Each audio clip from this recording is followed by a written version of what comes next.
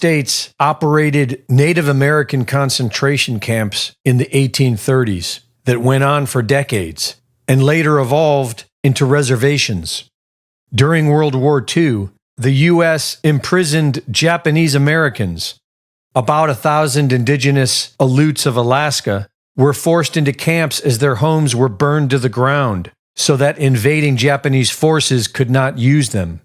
After the war, the United States seized Okinawan homes and burned them to the ground to make way for military bases, forcing 300,000 civilians into concentration camps, and deliberately starved about 1 million Germans to death in prison camps.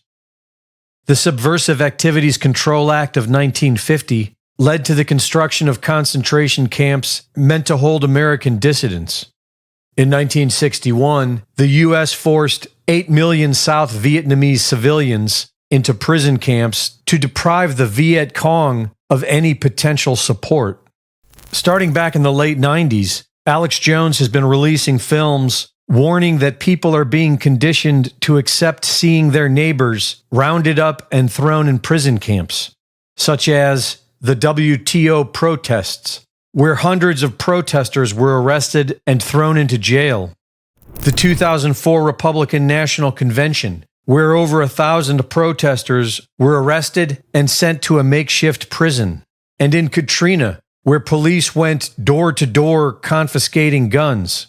The police and National Guard going street by street, house to house, sometimes entering open houses with guns drawn and instructions to disarm anyone inside. You say guns will be taken? No one will be able to be armed. We will take all weapons. You see, for over 20 years, the Federal Emergency Management Agency has been building and constructing, maintaining concentration camps as well as the personnel to incarcerate literally tens of millions of Americans.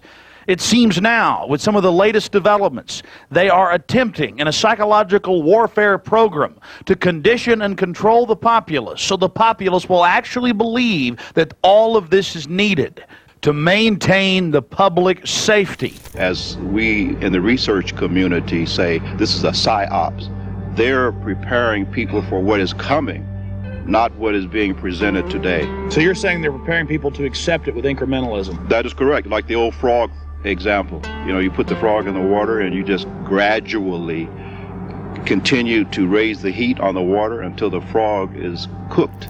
After 9/11 came the Patriot Act, and American citizens officially became potential enemies of the state. In 2006, President Bush amended the National Defense Authorization Act to grant the president power to declare martial law, and in 2007, signed Directive 51. For the smallest of reasons, including, in the document's own text, any incident in the world, regardless of location, that affects population, infrastructure, environment, economy, or government functions can trigger, at the president's will, total martial law. During COVID, healthy people with no symptoms were arrested and locked in prison camps because they failed a fraudulent PCR test. And if they tried to escape, their fellow prisoners reported them. The second she jumped over, we all freaked out because we just wanted to call, to let the wellness people know, let the police know. In response to their 000 calls, she was picked up by the police within 15 minutes and fined $5,000. Prison camps are being built all over the world, and they are for whoever the government sees as a threat to their agenda. Reporting for InfoWars, this is Greg Reese.